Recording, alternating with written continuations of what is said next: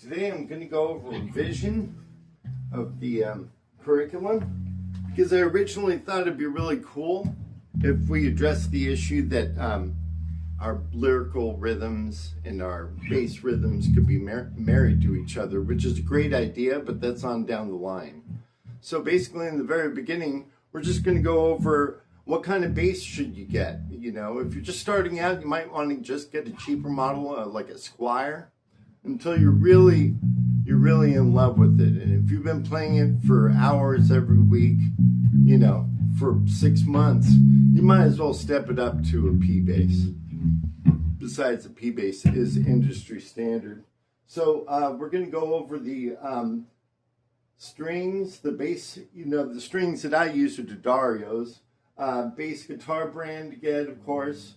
Posture, I want to keep my posture completely straight, although I kind of blow it a little bit. Overcoming the scarcity mode when we're getting up there on stage. Left hand and right hand technique. So left hand, we're going to go over exactly where to place the fingers on the fret to come out with the clearest note, okay? And then interval theory. We're going to go in from where the root note is, what's the distance between that and the next note. Not only that, but in thirds, sixths, and sevenths, we can determine the quality of the scale, whether it's a major or a minor scale, by where it's positioned.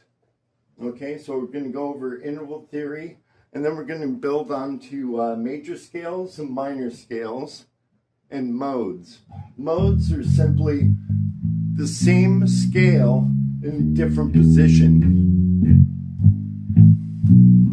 Kind of continues the whole thing on.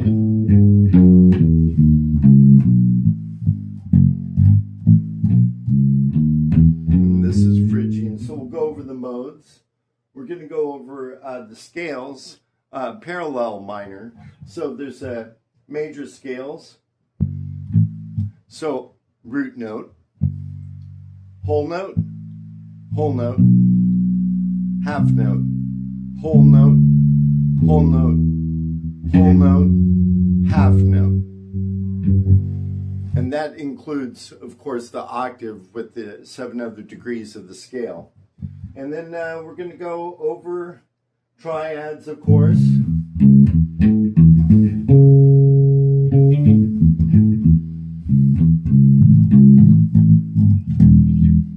Might even do a little slapping.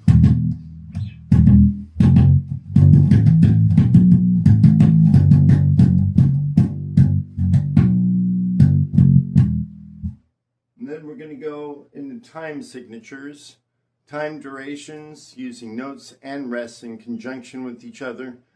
So that by then, if you're going to do a whole note exercise for 2 minutes, like they recommend, one of the professors, Ian from SBL, 1E and 2E and 3E and 4E and 2.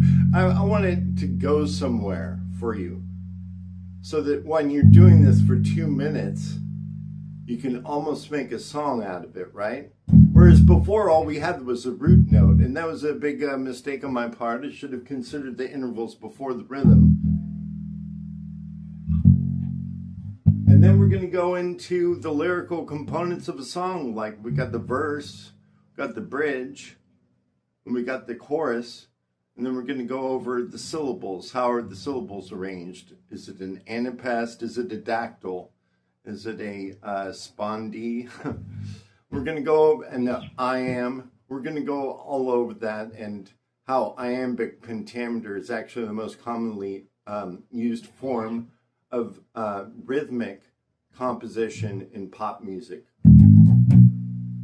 Now, I know if you're a rocker, that's fine. I'd stick with the minor scales especially.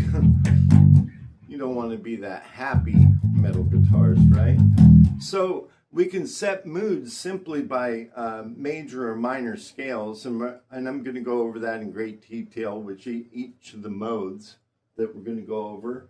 And we're going to have a lot of fun with this, and by the end of it, I'm going to copyright a song and put it out there. I'm also going to get some professional equipment, and that'll be really exciting. Okay, And thank you so much for staying with me. I just wanted to make this a really short one.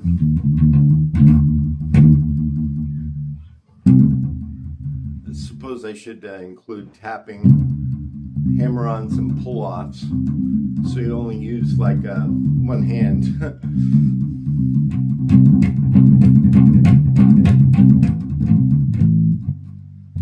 And thank you so much for staying with me.